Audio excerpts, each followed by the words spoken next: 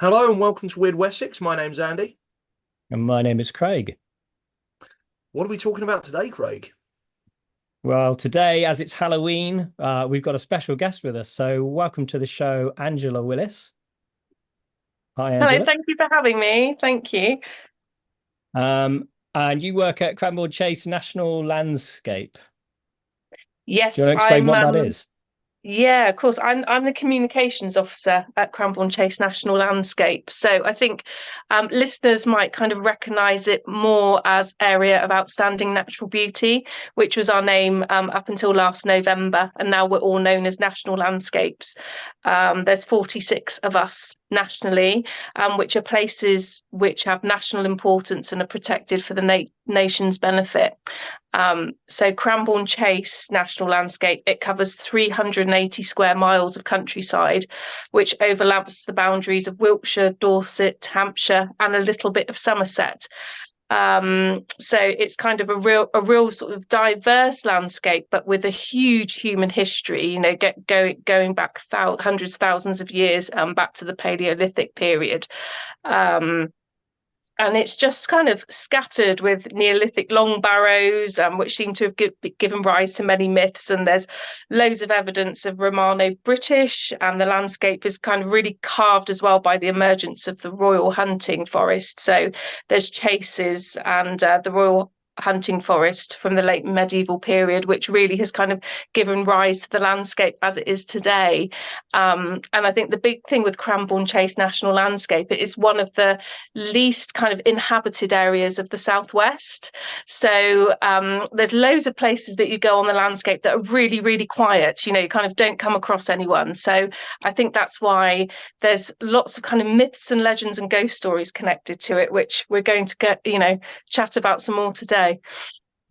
Yeah, which is, I briefly mentioned, I guess, is that we met originally at Chalk Valley History Festival in June. We were introduced by Penny from Shaftesbury Abbey. And I just briefly happened to mention that I had this podcast. And you sort of mentioned you'd had all these stories you didn't know what to do with. Yes, yeah, absolutely. Yeah, I started in my role at Cranbourne Chase just over a year ago. And I kind of did that thing that you do when you start a new job, where you kind of, look through all the folders on the computer and sort of see what's going on. And I found this folder entitled Myths and Legends.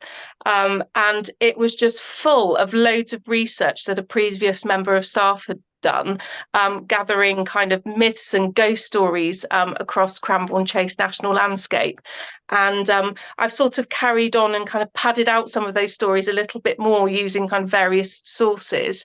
So yeah, there's just so many stories connected with the area, with kind of all the different parts of human history. And yeah, really excited to chat about all the stories that we've kind of discovered as as a team over a number of years by the looks of it, at Cranbourne Chase. Yeah, so the plan for this episode is we're going to basically go through all the different stories you've compiled. We're going to take turns to read them, and hopefully spook everybody out for Halloween. Yeah, I'm not going to be able to sleep tonight, definitely. I mean, I mean, go on, I was going Andy. to say, as I'm at work at the moment, I'm, I'm currently on Cranbourne Chase, so don't scare me too much. I'm staying here Yeah, you've got to get home. Yeah. tonight. I'm staying here. I'm staying here. See what awaits me. Because we've put it up before a few times, I think, with you working at the ATC. So I think we've mentioned things like Lawrence of Arabia and that kind of thing in the past, didn't we? When we did an episode from the Earth House. Yeah, that was it. That was it. Because at one point we're quite busy here at the moment, but I was kind of hoping to get us all together around a fire at some point. But maybe for another day. There are so many ghost stories. Maybe we'll have to do that one in the future. Yeah, this could just be the beginning, because when I, been chatting to people around the office and things about the fact that we're getting this podcast together, even more stories are coming out all the time. So yeah, I think there's even more stories out there than what we've got for this talk today. Well, We haven't even got to them, and we can always do a part two. But well, I'm seeing Lizzie Bryant, the storyteller, at the weekend, so I'm sure she knows a few. So maybe we could get her involved as well. Have a little, little Cranbourne Chase spook off. Yeah, definitely. So I guess without further ado, because we've got quite a few stories, shall we get into them? Shall I start with the first one? Absolutely. So this one is, it says it's various locations, the Golden Coffin myth. So an area rich with archaeology and stories of buried treasure, one of the most recurring stories is that of a golden coffin, which appears to have links with many locations across Cranbourne Chase. At Kingston Deverill, there is a myth of a golden coffin being buried there. The same myth is linked with Winklebury Camp at Berwick St. John, but with the added legend that if you walk around the hill 7 times while swearing, the devil will appear to grant you a single wish.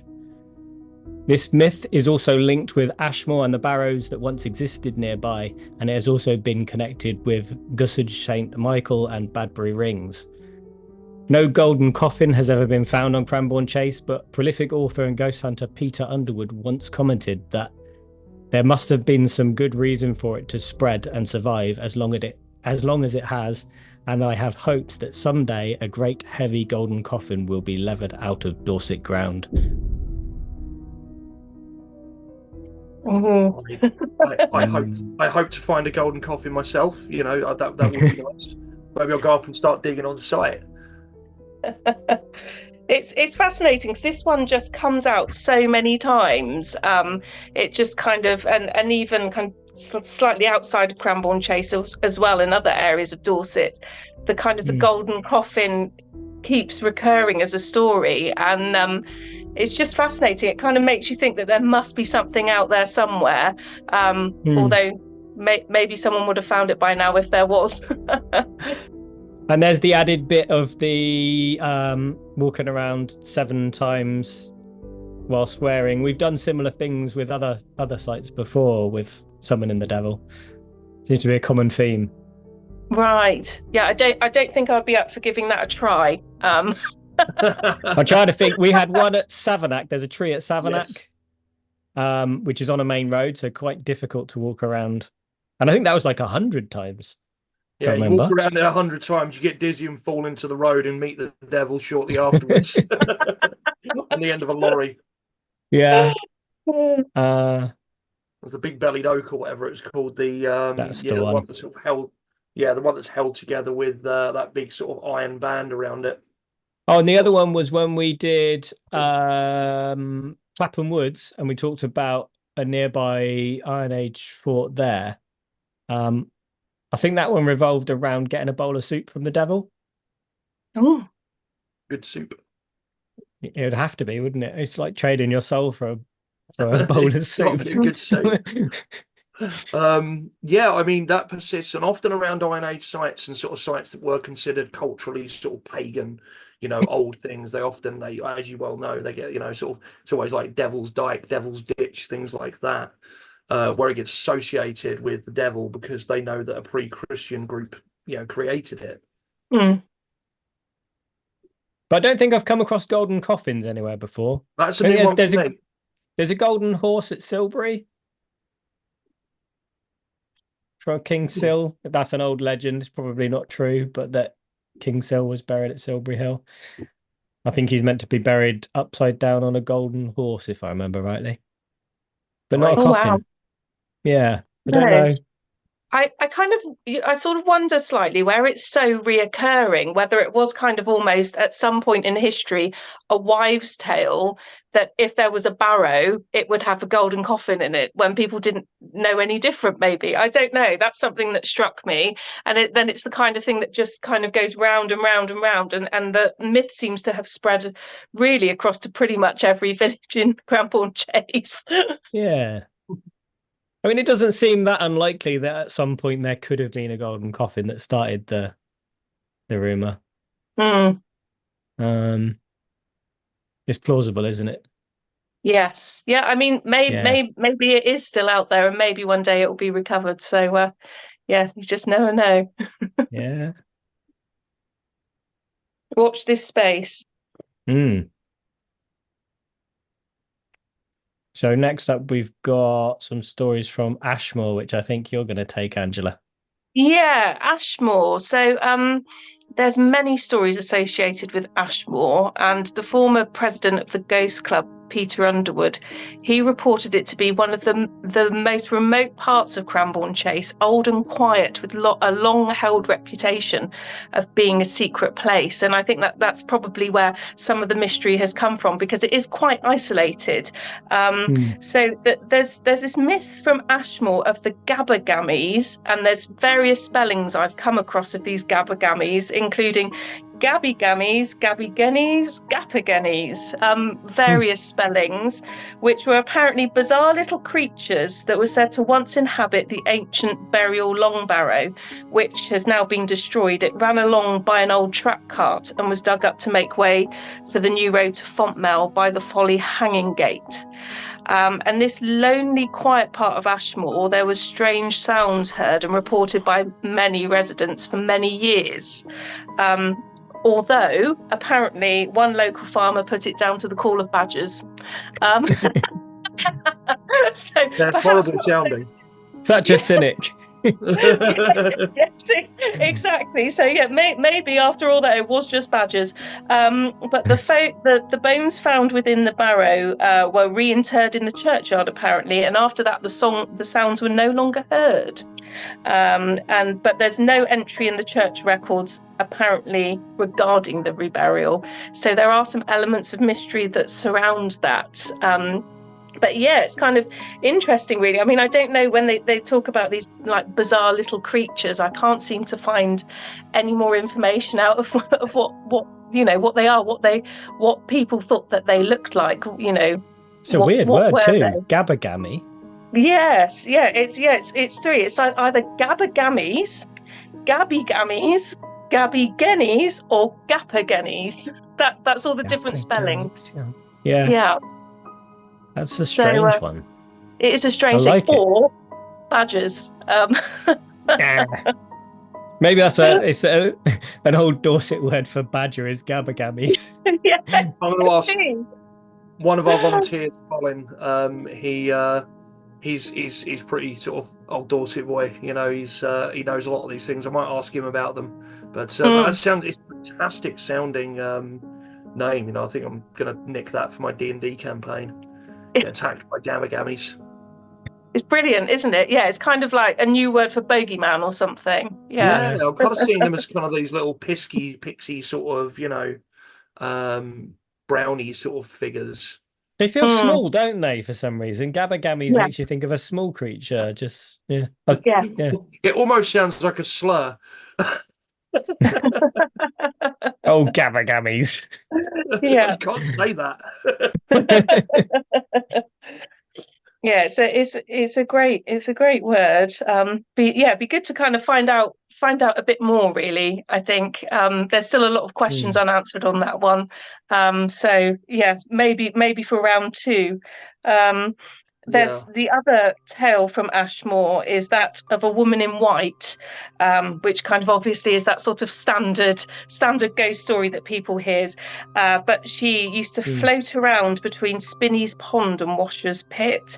And there's a legend in the village that a Squire Barber, either that or his daughters, there's kind of varying forms of the tale, dreamt on 3 successive nights that someone was in distress in Washer's Pit, and when they woke the household and sent a volunteer to investigate, a victim was discovered and carried on the back of a horse to the village, and that aligns with stories of a hanging woman over Washer's Pit. The tale kind of takes various forms, so again, that's something that's kind of, you know, sort of really interesting, which would be interesting to find a bit more about, whether there is any record of, you know, someone hanging in that area, and whether, you know, has anyone still seen the floating woman in the area today? I don't know. It'd be interesting to know.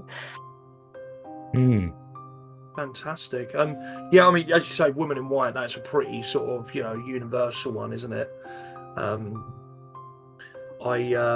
never seen one. I think one of the volunteers here has seen one, actually. Swears they've seen this woman in white who was like soaking wet on a road and like nearly came off their bike after seeing her, and then went back and she was gone. I'll try and find that out. Again, I think Colin will know. But good old Colin. Good old Colin. Knows everything. That's it. That's it. Um, Oh, boots on the ground, Colin. Gonna be our reporter, right? Yeah. Um, does just a quick question actually? Does ah Garston Woods sit under the landscape? Yes. So I know I know a couple of people that swear they've seen a big cat up there. Oh, yes, I've heard rumours of this. Yes. Oh, really? Yeah. So a couple Yes. of our one of our volunteers and I think it was the old manager here actually, swear they saw a big cat up in Garston Woods a few years ago. So Oh, how, I'll get them to get in contact. They can add it to your list. yeah. How how Mm. how big are they talking? They think like dog-sized big cats. So Right. so yeah, there's possibly a panther or sort of a leopard or something. It was Yeah. dark. Could have Again, been a there's nice kind of big cat. been myths and rumours for years of such a thing, hasn't there? So, Yeah. but never anything kind of photographed, I don't think. Well, Sadly not. there Well, a has well, few. not in that area, but lately there has been some evidence, which we've talked about on here before, from DNA Yeah. evidence in Cumbria. And recently there's a photograph, and I haven't listened. There's another podcast. The name slips my mind now. But our previous guest, Paul McDonald, is on, and they discuss a photograph of a dead big cat at the side of the road that was retrieved by the military, I believe. Oh wow. So they are in the UK. Whether they are on Cranbourne Chase is another. Um, Craig and I, if you didn't know, we're fairly on the skeptical side of a lot of things. As I said, when we started this podcast, I think we were both hoping that the other would be the Mulder to our Scully, but it turns out we're both Scully, and we're both on the skeptical side of things. But at least myself, the big cat thing, after talking to Paul and just doing a bit more research, that is one of the things I'm a little bit more convinced of than I used to be. So Mm. yeah, it does seem there are possibly at least some out there. So maybe on Cranbourne Chase. I mean, it's a vast Yeah. area and some Wow. bits are remote. Wow. Something else to look into a bit more. So That's maybe it. a bit more likely than little pixie type creatures in Ashmore, perhaps. I'd Don't love say someone to that. find a gabagammy body But or alive, either way. surely you mean a gabby gammy or a gapagenny? Any of Yeah. those, Well, yeah. yes, guineas. So I'm going to take us to the south, I believe, of the national landscape to Badbury Rings. Now, Badbury Rings is a hill fort that has been it shows signs of occupation in the area for over 3,000 years. It was once a fort of the Dorotrages tribe, which I believe I've pronounced right. Before the area sort of fell to the Romans, who built all the roads and sort of Dorchester and places like that as well. So there's quite a bit of folklore attached to it. A black dog has been seen wandering up the Roman road, which crosses near the Beach Avenue close to the entrance to the rings, while Roman centurion wounded in battle has also been sighted along with the sound of Roman legions marching along the roads. Could these be the remainders of nearly 400 years of occupation in the area? Now that centurion, the wounded centurion, I've also heard that he's been seen like pressing up against people's windows when they've parked up sort of Cool. in the car parks Oh, near them. Sort of as oh if like gosh. desperate for help, you know? He's Oh, just a lost reenactor from the ATC. I can't find the beer tent. oh He went gosh. to the pub and couldn't find his way back. But yeah, I was looking into some of these, and yeah, sort of Badbury Rings has always sort of held a bit of interest for me. I think that the reports are that he's like been seen like popping up in people's windows, a bit like Oh my gosh. the hairy hands and black shuck over in Norfolk and stuff like that, you know. Well, you don't want that when you're sat there eating your ice cream, do you? Not in That's there, especially or at night if you've pulled up just to it's just there. oh, Yeah, there is another battle that is connected to though. I'd say a bit more famous, but also infamous and maybe just legendary, which is the Battle of Baden Hill. which is a legendary battle, Arthur's biggest battle, where he routed the Saxons, his most famous victory. It's not where he died. He supposedly died or was mortally wounded at the Battle of Camlan. But King Arthur supposedly routed a great big Saxon army at the Battle of Badon Hill, where he fought for days. And Badbury Rings has been one of the leading suggestions for the location of that battle, sort of partly maybe just because of the name. There is a lovely legend that is attached to it, though, which is you get ravens up there sometimes, I believe. And the legend states that one of those ravens is actually King Arthur himself, and maybe some of the others are his knights.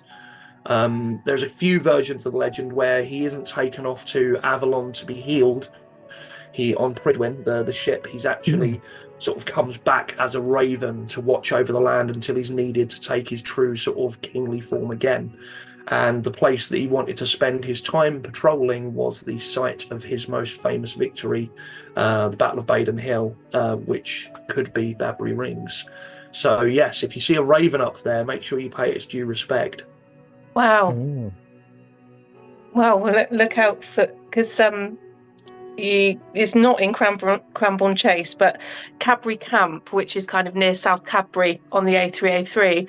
There's a kind of a myth attached from that if you go up there on New Year's Eve, you see King Arthur riding across on his horse. That's kind of a local myth as well. So he obviously lots of spooky myths about him sort of hanging around the area, isn't there? Well, Cadbury, I think, was one of the places suggested for Camelot.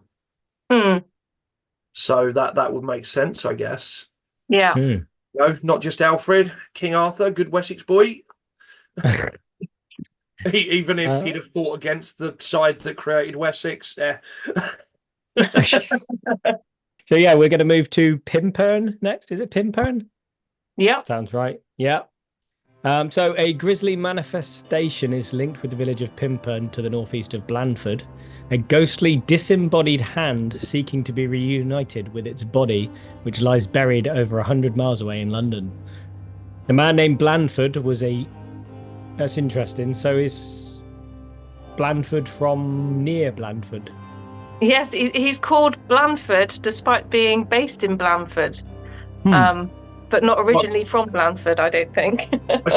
Okay, so maybe his family was originally from it, and that's where he took the name.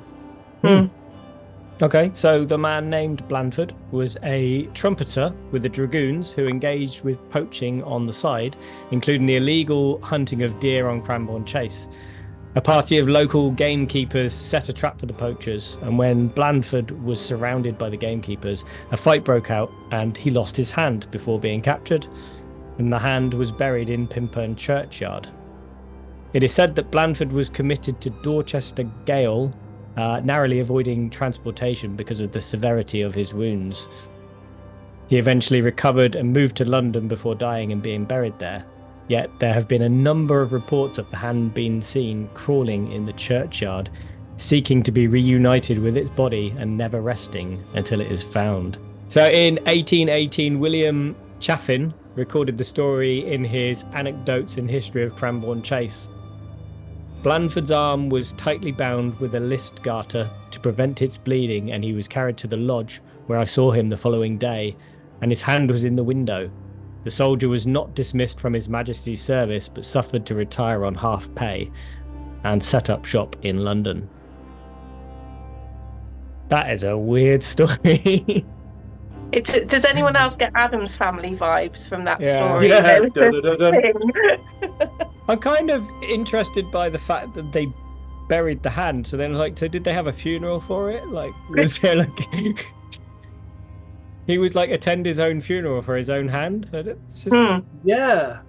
Just the thought of the hand in the window. Maybe that explains why it was quickly buried in the churchyard, because it's quite a macabre idea, isn't it?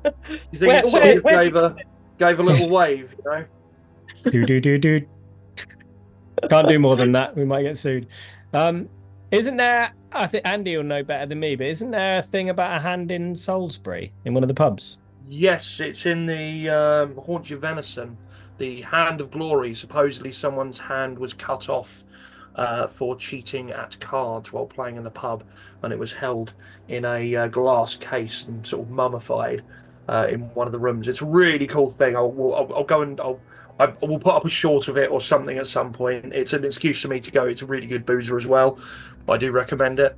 But Salisbury's a great place for that sort of thing. But yeah, it's a really, really interesting old pub. And this hand, it wasn't a one that moved or anything like that, but it was apparently held there as a reminder to what would happen to people.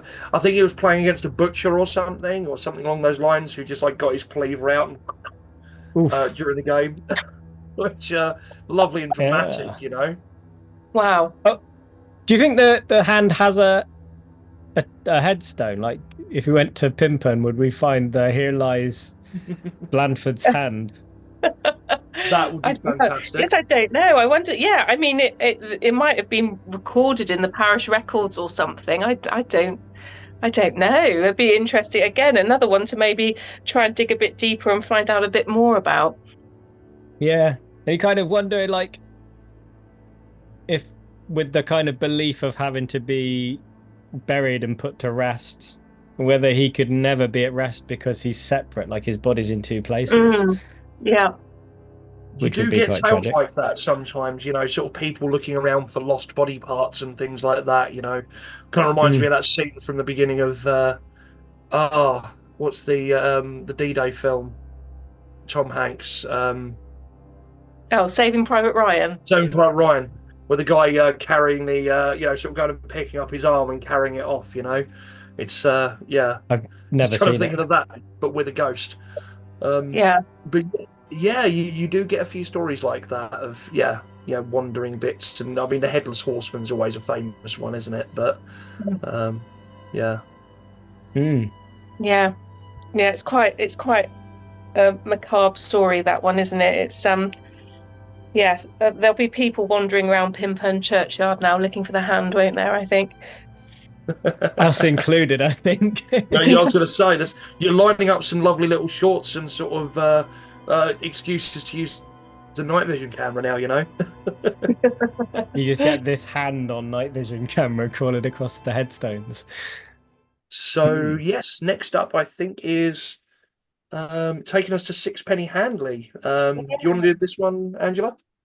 Yes, and this one, I've got to say thank you to Rosalie Adams of Sixpenny Handley. Some of these stories have come from her. She collated lots of stories during her research when she wrote a publication about the village. So it's kind of really a shout out to her, really, and kind of a shameless plug for her book as well, which is available to purchase about the history of Sixpenny Handley. So yeah, big thank you to her, because she's really pulled together lots of nice stories about the area. So the one that's a real reoccurring story in the area is that of a prehistoric man, said to date from the late Bronze Age, which is possibly the oldest ghost on Cranbourne Chase National Landscape. I think that's probably his thing. He's the oldest ghost. So apparently, Dr. R.C.C. Clay, who was an archaeologist living in the Chalk Valley, was motoring near Sixpenny Handley Cross at night during the 1920s, and he saw a horseman wearing skins who rode up beside him and followed him along, and then he disappeared into the side of a barrow. So I managed to find a quote on this from the gentleman that saw it. He said, "Thinking he was from the training stables at 9 News, I took very little notice of him at first. Suddenly he turned his horse's head and galloped as if to reach the road ahead before my car arrived there. I was so interested that I changed gear to slow my car's speed in order that we should meet, and I should be able to find out why he had taken such sudden action. Before I had drawn level with him, he turned his horse's head again to the north and galloped along parallel to me for about 50 yards from the road.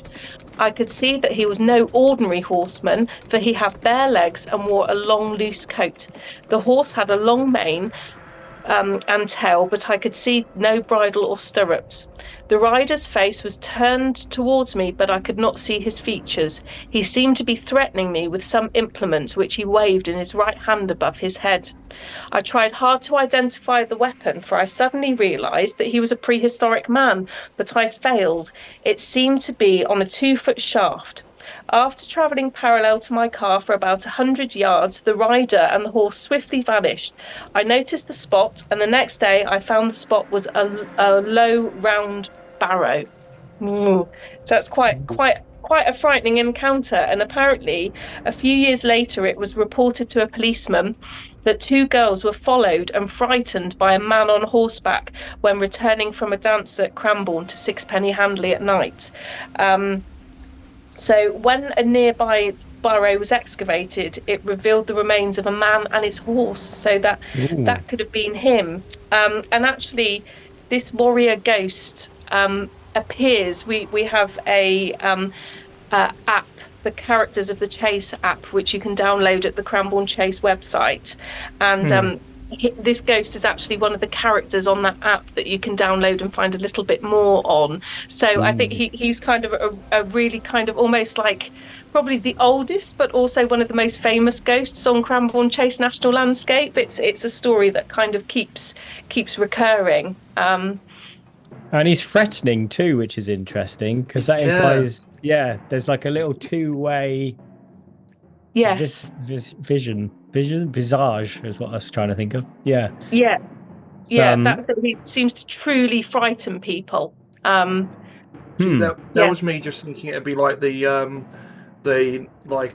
Paleolithic sort of or Mesolithic ghost from Ghosts. Yes. Some a bit friendlier, but that's it. Don't you think if it's a time slip like this prehistoric man is suddenly seeing this vehicle coming up beside his horse, he would be freaked out, right? Yes. Yeah, he would be waving his sword a little bit, you would think, wouldn't you? I wonder what was going on. Yeah.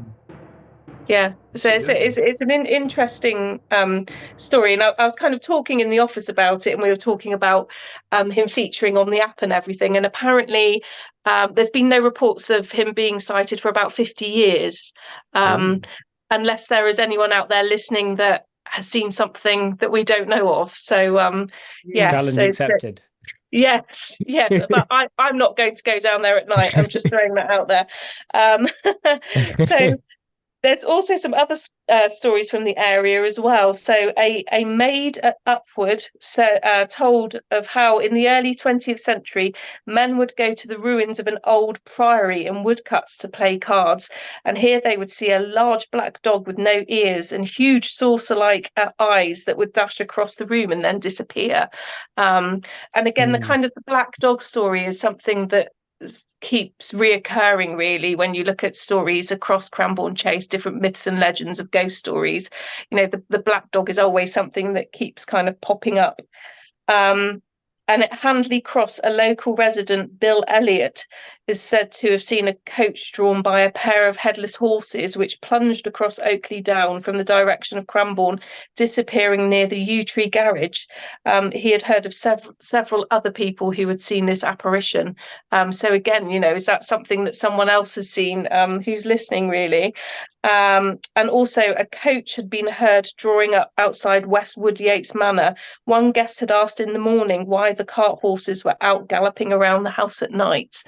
So it is interesting. The kind of the coaches and the horses and the dogs, these are always sort of stories that just kind of go round and round in the area, which is fascinating. And I suppose there's a huge amount of horses going around. If anything was going to be haunting, it would be horses and coaches, wouldn't it? It's fairly common thing at the time. So that's the stories really that's come from the Sixpenny Handley direction. But I won't be going around there at night time, certainly.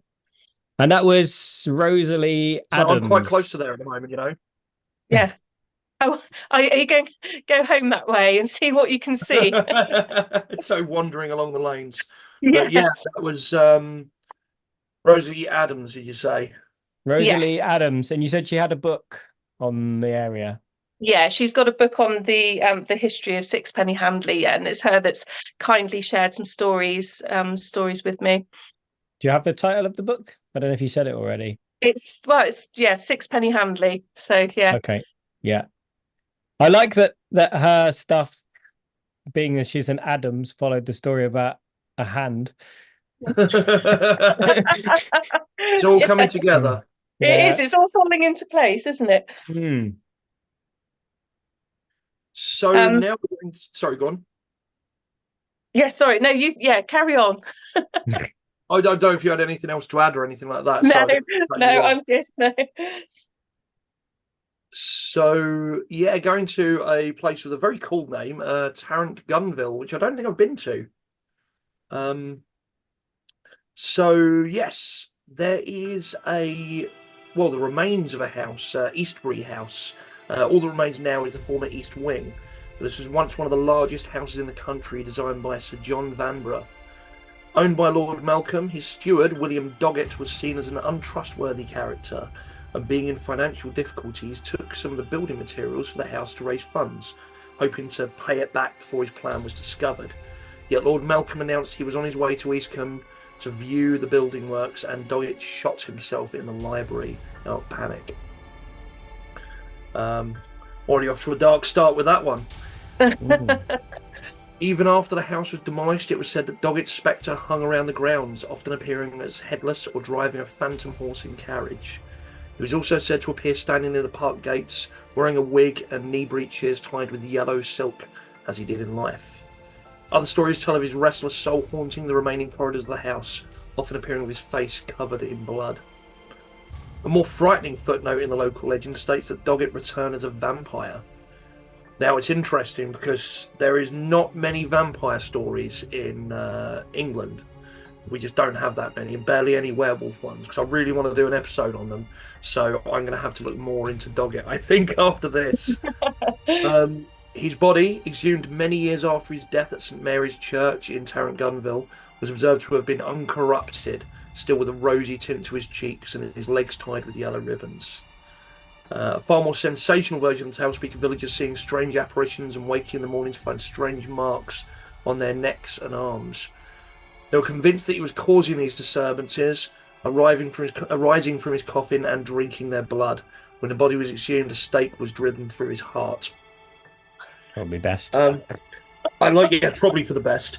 I like that. I mean, you get the stake driven through the heart, not just for vampires. If they think anyone's just getting up and walking around as any kind of apparition, or if someone was just deemed as evil, quite often. There's a short that we've got coming out at some point, or it's probably already been out actually by the time this episode goes out, with a similar thing in Hertfordshire, where I'm from originally, of a highwayman that was killed and had a stake driven through his heart, not because he was a vampire, but just in case he was, maybe.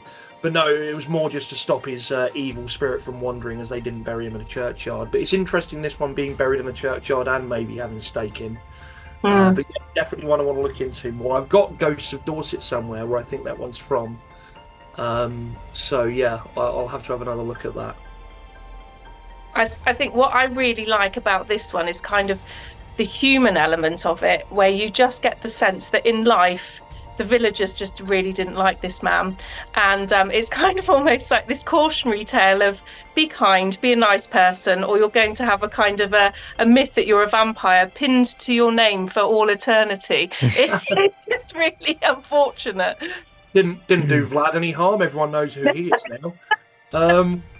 But I mean, yeah, you're right. You know, I mean, I do think there is a lot to that in ghost stories. Not to naysay them, but I think a lot of it is carrying on from other storytelling. It is cautionary tales, you know, especially instances like old Doggett here. But yeah. Yes. Yeah, don't thieve, and don't be untrustworthy. That's exactly. Kind of what will happen to you in local legend. Yeah, it's a fascinating story. It'd be great to find out a bit more about it, definitely. If I find out more, I will let you know. Furthermore, in Woodyates, the Duke of Monmouth was said to appear at the coaching inn in East Woodyates, which was called Woodyates Inn. Later Shaftesbury Arms. They demolished as part of a road widening scheme in the 50s. Now, there was a legend about the Duke that he spent the night there while fleeing to the coast after the Battle of Sedgemoor during the Monmouth Rebellion of 1685. And there is a lot of that around Dorset and this area in particular. I know you've got the Monmouth Ash pub in Verwood, for example, a little bit to the east, where he supposedly was very close to the ash tree where he was found hiding in. And actually, the site of my former where I used to live in Ringwood used to be a farm, and it was the farm that he was held on for a night before being carted off back to London to have his head lopped off. So yeah, there's a lot of Duke of Monmouth lore around here. And we moved because obviously the landscape is quite a big area, isn't it? It's not just in Dorset. It covers other counties, some counties that it's debatable whether they even exist. Craig, over to you. I mean, I hope it exists because I'm sat in Wiltshire right now. Yeah, so this one is Bower Chalk, which I'll be honest, I've not heard of. Must be in South Wiltshire. So yeah, this is Bower Chalk. So nowhere on Cranbourne Chase National Landscape appears to have more mysterious tales associated with it than Bower Chalk, the location of where the three counties of Wiltshire, Dorset and Hampshire meet. There are many stories of macabre happenings and ghostly encounters abound in Bower Chalk, many of them passed down by word of mouth through the old village families. In the 1950s, Bower Chalk Women's Institute undertook extensive investigations in the village, recording these tales. This may have helped to cement Bower Chalk's reputation as the most haunted village in Wiltshire, which I've never heard of. I feel a special coming on. Yes. Hattie's Bottom. Yeah. Oh, I was waiting for Andy. Hattie's Bottom, the valley of Woodminton, is the scene of a great myth, said to have been the location of a huge battle between the Romans and ancient Britons. Legend says that the valley filled with blood. On moonlit nights, the sound of trampling feet, frightened horses, and frantic fighting have been heard. Other stories tell that headless horses can be seen during the sounds of fierce fighting. There was a curiously shaped bush resembling a garden seat known as Shepherd's Bush, which we're not sure if it's still there. But on dark nights, the ghost of a shepherd who died there can be heard crying that he wants to go home. It is said that searches have been carried out after locals have heard the voices. The figure of a distressed man dressed in historic shepherd's clothes has been seen in the area before vanishing into the bush. Legend suggests that the shepherd may have been caught in a snowdrift. That one's kind of horrifying. Like, just the idea of that sort of the ghostly figure crying that he wants to go home. That's I don't know why that just gets me. Yeah, I think because it seems the least sensational of kind of most of the stories we've read tonight. I think it kind of that you sense that that's something that could have actually happened to someone. That was his fate, and yeah, I think Angela, it is chilling. What are you saying? You don't believe King Arthur is flying around above Badbury Rings as a raven form? I need a bit of convincing. So legend also speaks of gold hidden in the area of Applespil Bridge. It is said there have been sightings of a man carrying a lantern who follows pedestrians, rattling coins in a bag. Stories state that anyone brave enough to follow this man will discover treasure, but no one has ever done so. Yeah, I wouldn't follow him, definitely. That's kind of odd, though, isn't it? Because, like, anyone brave enough will find treasure, but how do they know that if no one's ever done it? There's people trying to get people to go and follow him. You'll probably find treasures. No, piss off, you follow him. Oh, and we're back to golden coffins again as well, because there's a recurring myth of the golden coffin across Dorset. But it also appears in Bower Chalk. On autumn nights, the ghosts of 7 shadowy men have been spotted pulling a coffin over the downs. Local legend says that a coffin made of gold was found and stolen from a nearby barrow. Maybe that's where the legend came from. Someone stole the golden coffin. That's why no one's ever found it. That could be it. That could be it. Maybe they think there's more. And then the remains of Vernditch Lodge is said to have been the scene of a grisly beheading of its owner. At night, it is said the area is haunted by the distinct sounds of 3 chops and the sound of the terrible murder. Oh, I like that one. Local legend tells of a manifestation of a procession of monks which reportedly haunt the Bowerchalk churchyard. That's quite a classic, I think, isn't it? Yeah. Yeah, that's the first time we've actually come across any monks on Cranbourne Chase this evening, isn't it? Because normally that's quite a common story, isn't it? Yeah. And a woman known as Kit is said to be buried at a crossroads south of the village where the boundaries of the counties meet. Some say she was a girl from Bowerchalk who drowned herself in a well near the churchyard. Other more frequent tales state she was an elderly Romany lady and she threw herself down a well, now hidden beneath the driveway at the vicarage. A more macabre version says that first, when chopping wood, a stake went through her heart before throwing herself down the well. That was what? That's a bit extreme. Seems a bit sensational. Yeah. Stake's gone through my heart. I know. I'll jump down the well. All right. It says, as suicides were not buried in consecrated ground, this is more plausible than some legends in the village.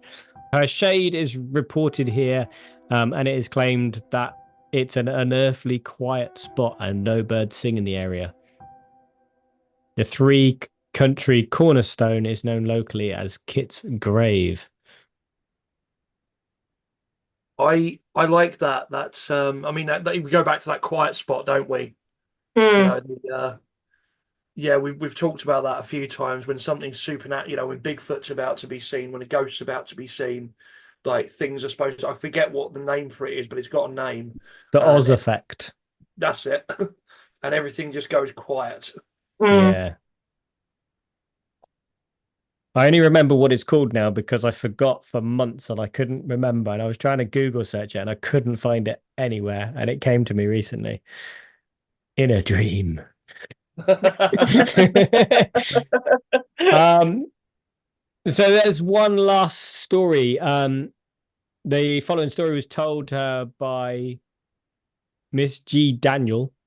Sorry, who is she? Angela? I don't know. A lady that used to live in the Chalk Valley. Okay. That's all I know. And it kind of it throws a bit more light on this story about Kit. Okay. So Miss Daniels writes in her letter of February 15th, 1975, that this old lady was supposed to be a witch, for she had cures for everything made from herbs and flowers which she picked from the fields. She also brewed her own beer. That's funny, I'm drinking homebrew. Which was said to be delicious. It is. When the old lady was a little girl, she and her family lived in a cottage in Bowerchalk, which was all by itself in a field. On several occasions after they moved there, they used to hear footsteps going round the outside of the house, but when her father went to the door, there was no one to be seen. One winter's night, when there had been a heavy storm, they heard the footsteps again. So her father said he was going to see who kept going round the house, but saw no one, and there were no footsteps in the snow, which was piled up all around the walls. There is no explanation for this happening. The family lived in the cottage for years, and the footsteps continued to be heard, but no one was ever seen. Ooh. Nice and creepy, that one. I don't like that. No. You're in a little cabin at the moment, aren't you, Craig? Just by yourself. You and Eliza back there. Yes. Although this wall here actually has a huge drop to the neighbouring property. So it's raised up on this side. So if I heard banging on this wall, I'd be concerned. Yeah, there's a lot going on in Bowerchalk. Yeah. I think we need to take it out, is it? It's that kind of 3 counties point, isn't it? It's whether that kind of means that things particularly happen in that area. I don't know. It's yeah, but there's a lot of stories. A colleague at work lives in the area, and he was kind of telling me a few more stories as well. So I think there's a lot going on in that area. I wonder if like the three counties meet on like a ley line or something, like whether there's something else going, an underlying thing. I don't know. Maybe. I mean, I think, yeah, out of everywhere, when I was kind of looking at stories from Cranbourne Chase, that is the village that seems to have the most stories attached to it. But is that because of the WI in the 1950s? Because they were so active in getting stories, there are more stories about it. It could be. But you know, it's Halloween, so let's think it's because it's just spooky and on a ley line or something. Yeah, well, you know, as I said, I think we need to take a visit at some point, Craig. It's not too far from Salisbury, if I remember. So we're moving on now to Codford St Mary. Many people have seen men wearing greatcoats from the First World War, walking down to the graves towards the cross of sacrifice and then disappear. So one lady who was tending her husband's grave heard the gate squeak and briefly looked around to see a man in an overcoat come through the main entrance.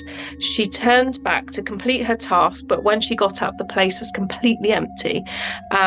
And it's said that this has happened lots of times, and villagers have just come to accept that this is normal.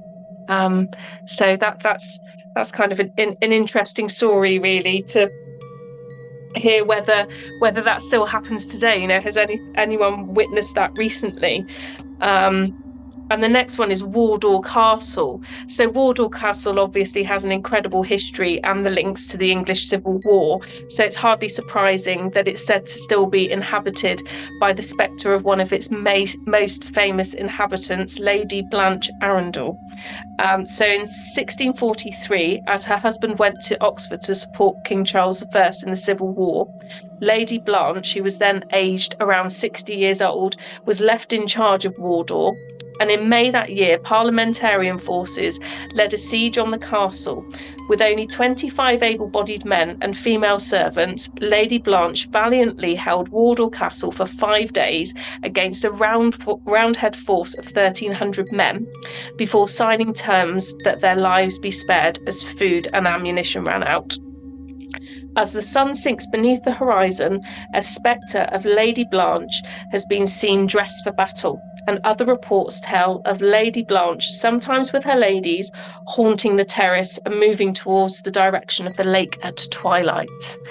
But again, you know, we were kind of talking earlier about kind of peaceful and calm places. I think whenever you go to Wardour Castle, there's always this kind of feeling of peace and tranquility there. You know, kind of not necessarily in a spooky way, but it's just a really quiet place. It's funny. I've been to Wardour, and maybe it was because it was a very rainy day when I went. I mean, it's beautiful, and so especially over the lake and that sort of building opposite the castle on the lake as well. There was all Capability Brown built a lot of it, didn't he? The gardens there. But there is I've always found that there's a sadness there.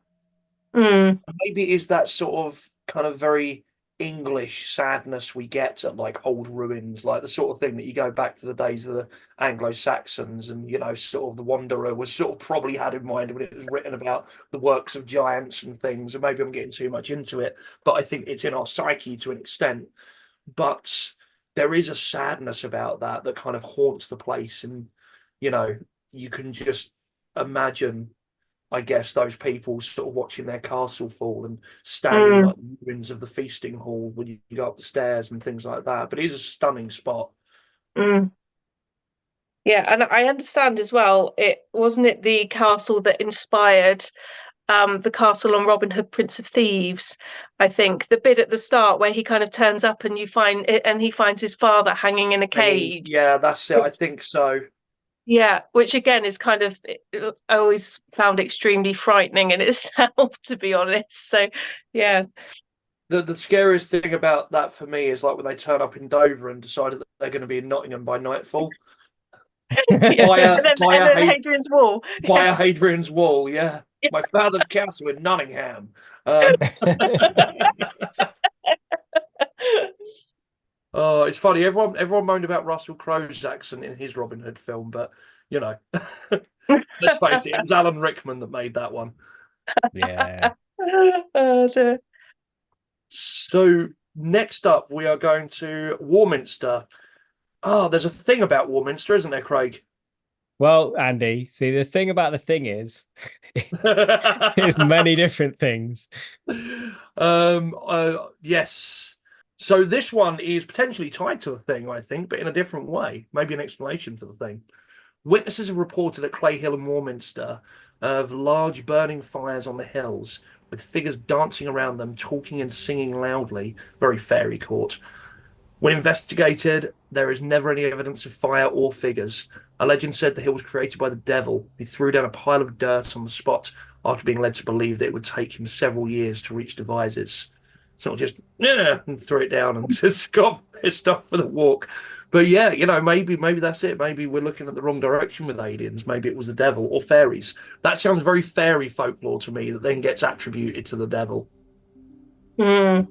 Pitt House near Semley is associated with the curse of Molly Pert, a maid who was hanged for the crime of murdering her daughter at birth by pouring boiling water over her.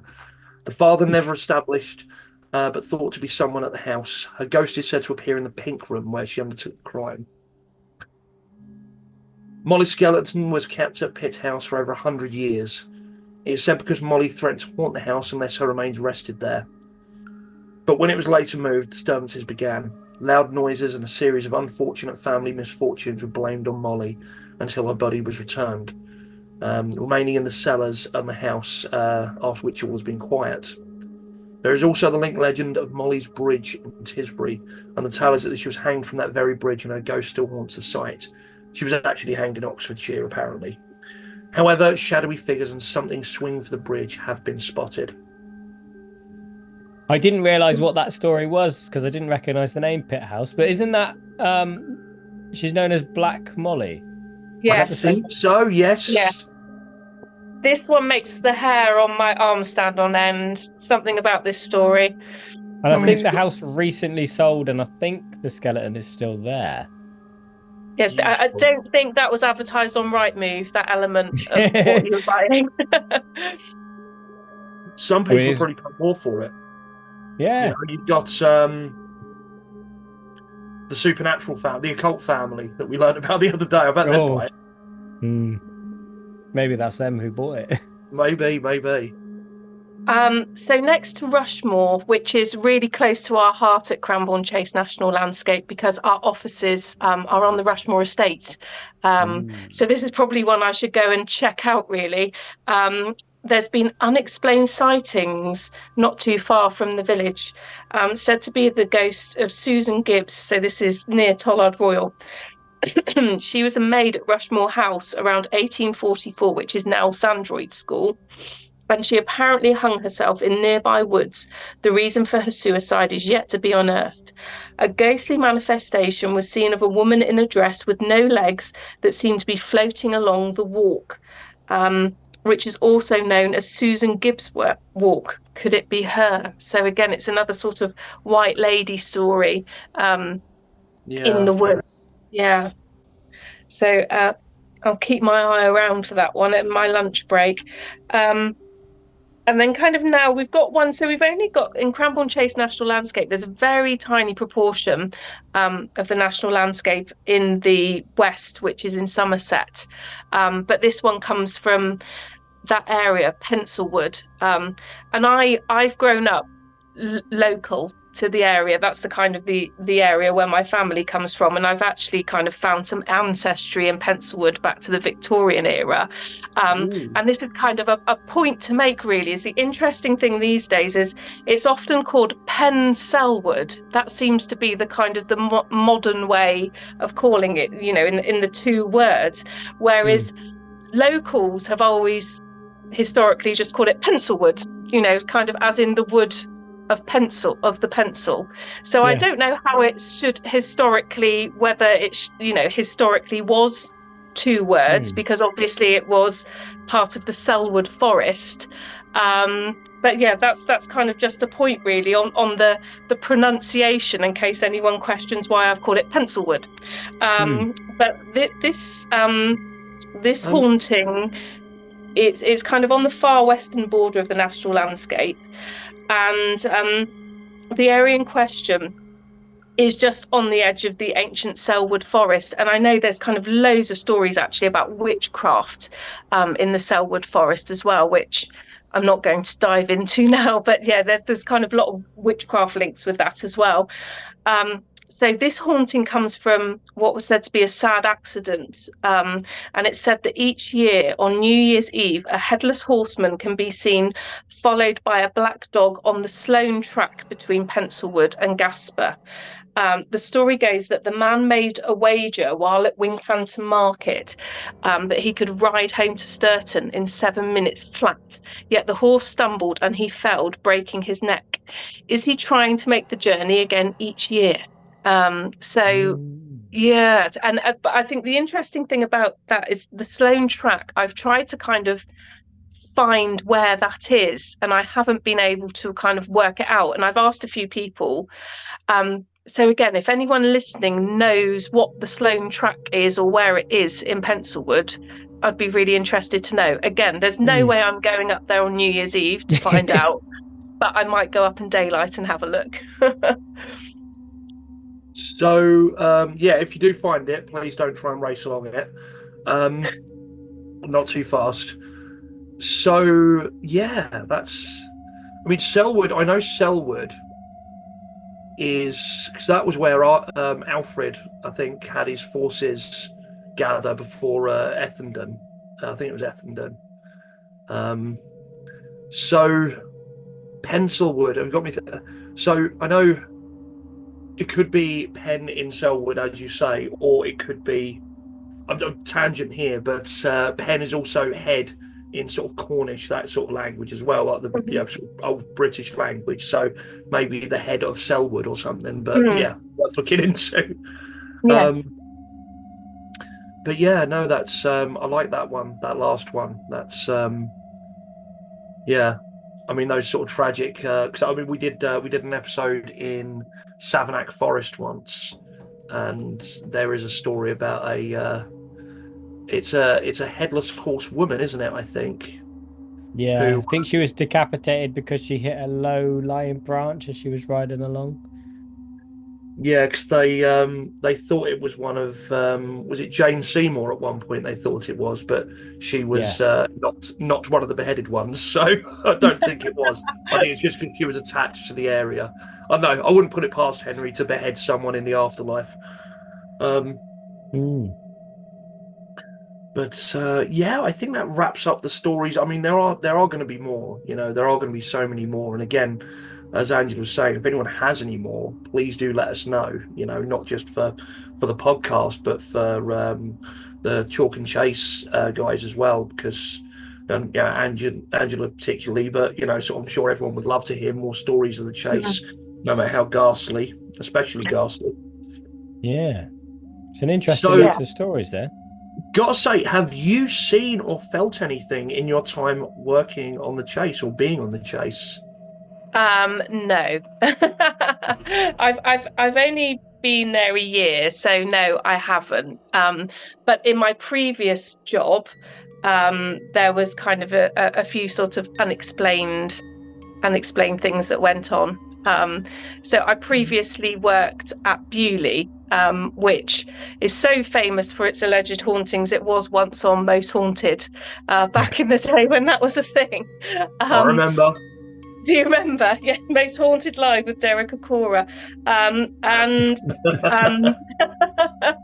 Yeah. So, but the strange thing there is there was a librarian, which was kind of the founding librarian for kind of the National Motor Museum Reference Library, and he was kind of a real pioneer of motoring research, and he died suddenly of a heart attack in the early 80s. And it kind of just became sort of just standard practice, a known thing, he would actually help you with research. That was kind of the the thing. So if someone sent an inquiry in, you would go down to the library to look to the answer for that inquiry, and it didn't matter how kind of out there the inquiry was. 9 times out of 10 you could never find the answer, even if you know sat in the library for several hours. You would go down there the next week and you would just open a book looking for something completely different, and on the next page, on the where the book fell open, the answer would be on the page that you'd been looking for a fortnight earlier. Wow. And it That's helpful. and it just but it just happened all the time to lots of people. It just became kind of like a standard thing, to the point that I used to just say thank you. Say thank you to him. So I don't know. I mean, it could just be a huge coincidence, but it used to happen so frequently. So, but that one wasn't covered on Most Haunted. Well, you mentioned a couple of stories in an email to me as well about experiences. Oh, yes. Weirdly, I did actually have a strange experience. I've only had a couple of strange experiences in my life. I had one a fortnight ago, in a shop in Winchester. Yeah, I was in a shop, kind of just looking at stuff in front of me, and just in the corner of my eye, I saw something kind of shoot down and land beneath my feet. So I thought, oh, something's just fallen off the shelf. Went to pick it up, and it was actually from 3 rackings of shelves down, so at least kind of 2.5, 3 meters away. And there's kind of no way that it could have fallen on the floor that far away. Do you see what I mean? I kind of saw it in the corner of my eye and it shot over. And my friend just said straight away, oh, well, this is the old part of Winchester, isn't it? So I don't know. I kind of look for, I just look for rational explanation. I don't know. I kind of think there's something scientific in it. There's got to be, but there's so many stories, aren't there? There's got to be something in it. I don't know. It's no, well, thank you for sharing. Just remind me I need to go back to Bewley at some point, because it is beautiful around there. Yes. It is very beautiful. But lots of spooky stories again of monks, lots of monk tales down there.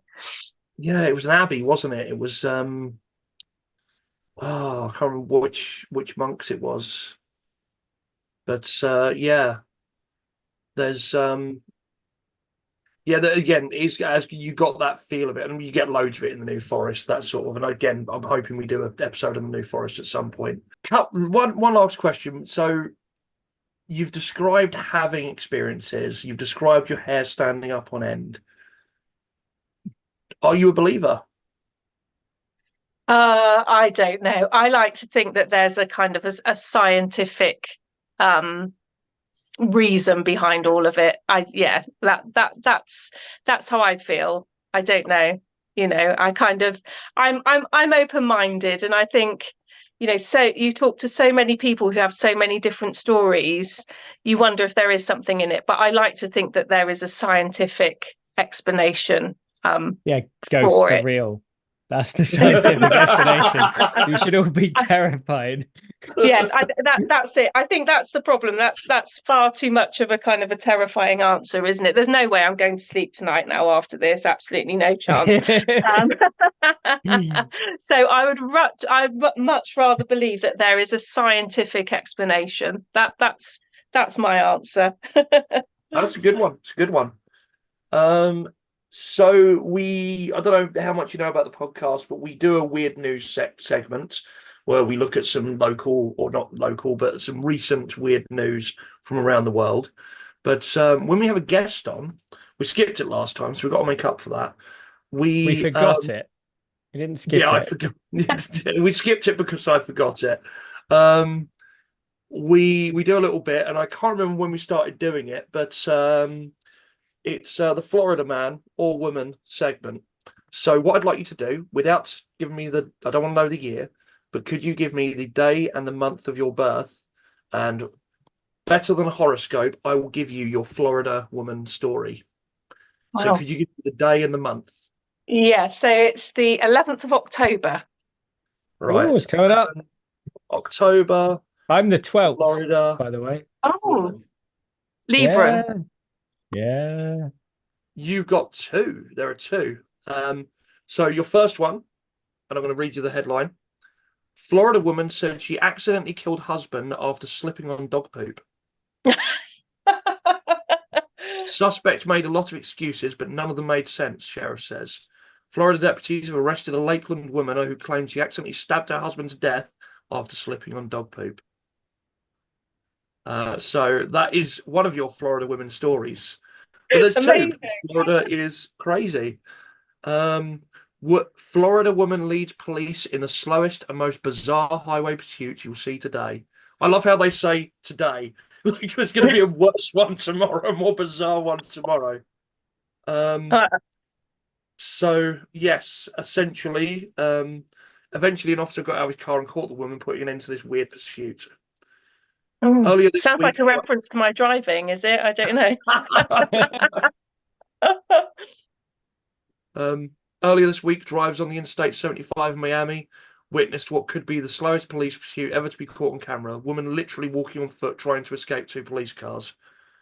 She's just literally just walking away from them, and yeah, they can't stop and go and get her at the same time. So yeah, Florida's a weird place, but I think the dog poo's the weirdest one.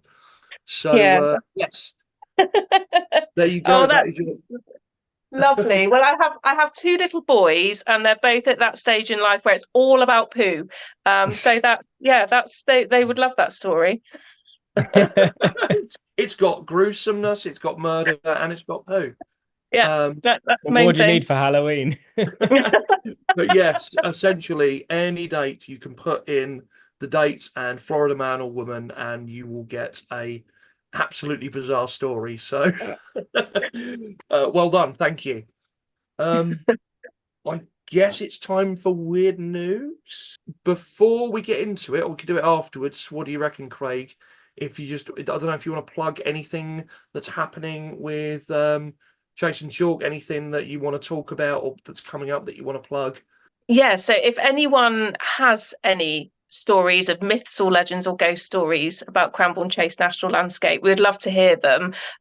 So you can drop us a line at info@cranbournechase.org.uk.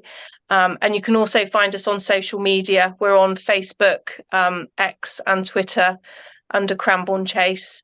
Or also head to our website at cranbournechase.org.uk. So yeah, we'd love to hear the stories, and it's also a great way of keeping in touch with what's going on by following our social media platforms. Fantastic. Excellent. Thank you very much. Craig, have you got some weird news for us? Yeah, so weird news. I feel like I'm gonna do two, Andy. You know what I'm like. You are terrible. I'm not gonna read the full article, but based on the fact that just last month we had an episode on this, I can't not mention it. So bloke swimming across Loch Ness touched by something big under the water. It was a floater. Sorry. Yes. So it's this guy, Duncan Roberts, is 39. Gonna skim very quickly through it. I believe he's from Australia. He's swimming through the open water and something touched him. Salmon? Well, he says he felt a big Crocodile. thud in his chest. So It was thud isn't salmon, right? Crocodile. It was a crocodile that had followed him from Australia. I found a quote from here that says, "The water is pitch black and I had my eyes closed a lot of the time as the depth and darkness terrified me. So I didn't see anything. I just felt it, a big thud in my chest." Could have been a salmon. Yeah, I'm going for salmon.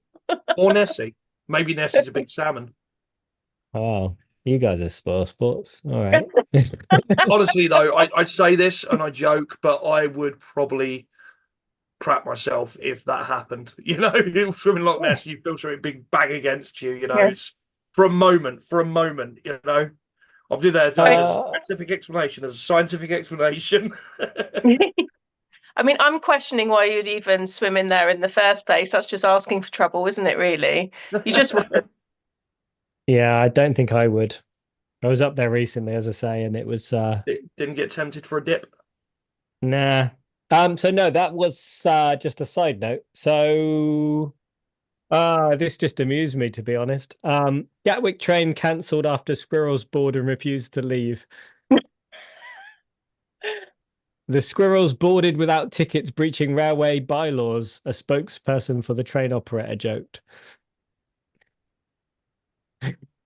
So the article says two squirrels who boarded a rush hour train at Gatwick forced operators to cancel the service. The squirrels jumped on the Great Western Railway 8:54 a.m. train from Reading to Gatwick on Monday, forcing passengers to flee to other carriages. Look how they have to flee. Why are you fleeing, squirrels? The passengers alerted staff who tried to lure the squirrels off the train at Redhill with snacks before trying to force them off with brooms, but to no avail. They subsequently called the journey off. Oh, I think only in Britain could you have that much chaos caused by two squirrels, really. I like how people were fleeing the carriage now. The British reaction. See, this is what happens when you get rid of all your apex predators. We start getting want to be scared of animals, so it turns into squirrels. There you go. That's what we need to do. Release some wolves on the Cranbourne Chase. There you go. Yeah. Nice little Halloween treat. Go on then, Andy. What have you got? All right, so there were these dangerous rats, right? No.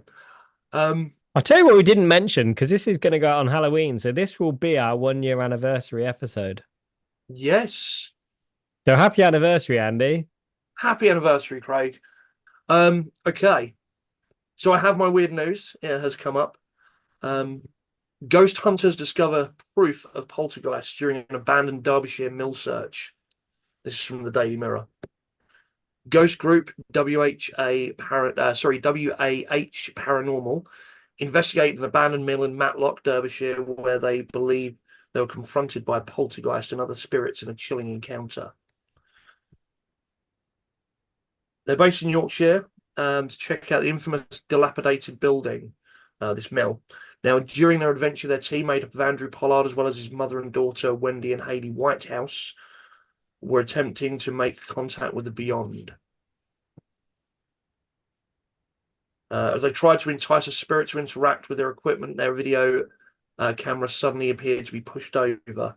Later, when they checked the footage, they found shadows creeping around from figures they could not see and felt an energy they could not explain. Hayley said it's a nice location, but as the evening went on, it felt as though someone was watching us. We had that feeling pretty much all night. In addition to this, a lot of the questions we asked were being answered on cue. Obviously, many things could be debunked, but it was a rather strange evening. They started using a Ouija board, got to watch those, and later asked any spirits lurking to answer their questions. We're using one of them for tomorrow's episode, funnily enough. There we go. During the evening, captured on the live stream on YouTube, voices were heard saying, "Please don't kill me. Help. Trouble." And the name Wendy.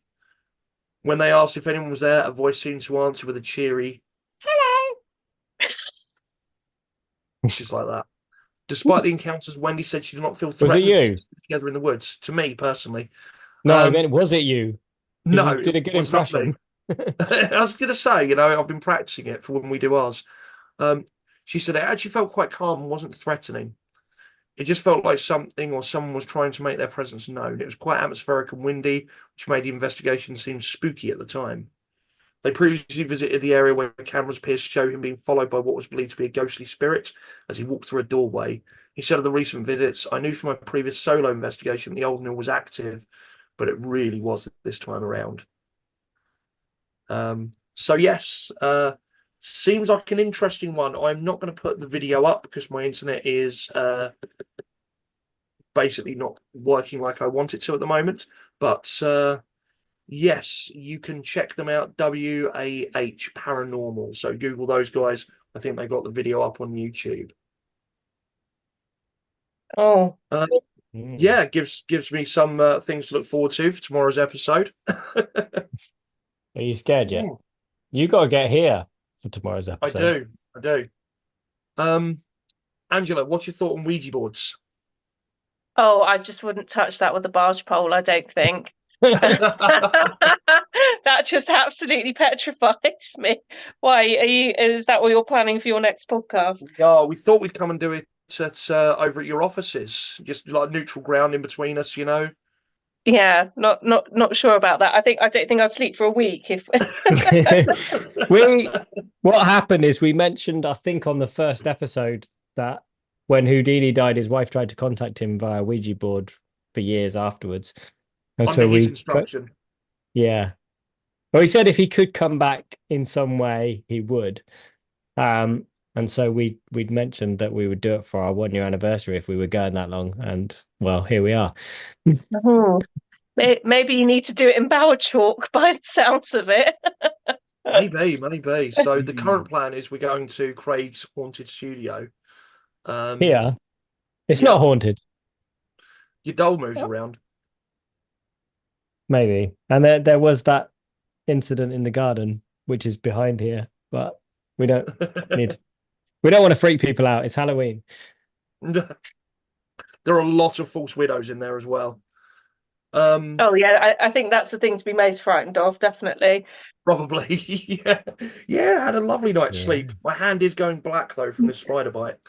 It didn't happen. Mine didn't go black when I was bitten. It just made me feel a bit weird for a while. No, the spider bit you, and after 3 agonizing days, the spider died.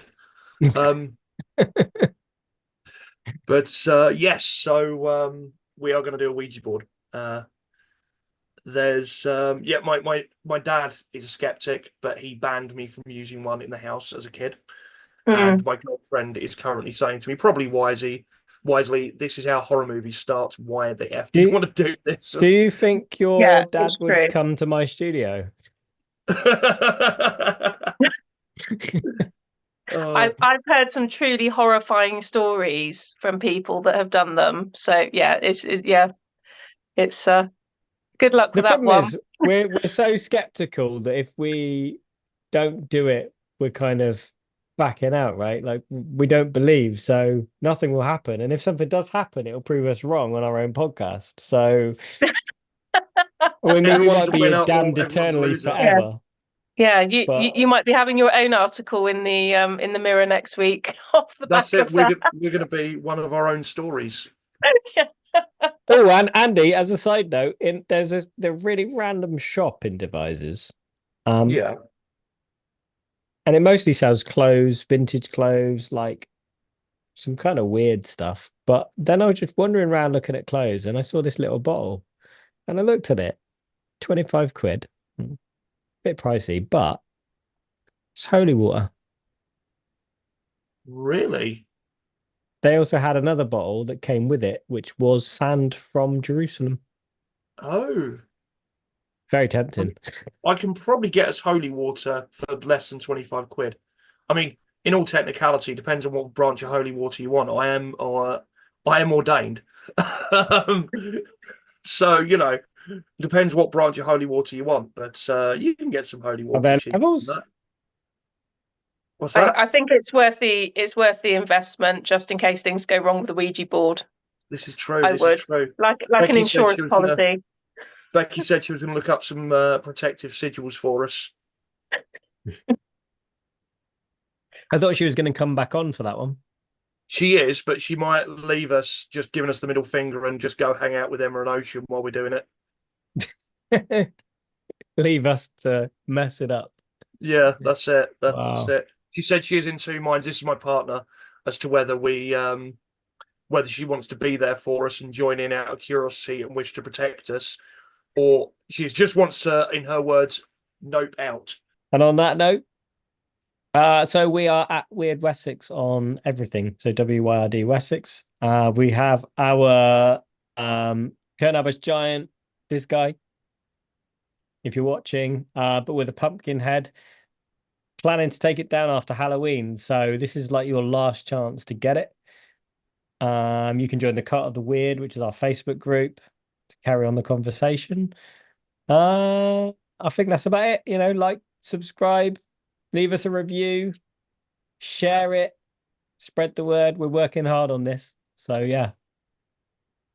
Yeah, it's been a lot of work getting the amount of content we have out on over October. So yeah, please do.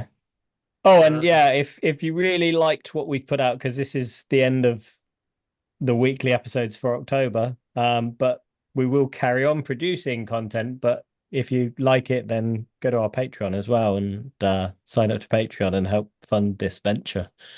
Thanks for watching, listening, however you're consuming this content. Happy Halloween. Thank you very much, Angela, for coming and sharing your experience, like your stories with us, joining us tonight, sharing a few experiences with us. We hope you've enjoyed it as well. Yeah, it's been great. Thank you for having me on. It's been wonderful. Thank you. No worries. Well, yeah, hope to have you back with some more stories soon, and hopefully we won't be one of them. Yeah, so thank you again, everyone. Happy Halloween, and until next time, as ever, stay weird.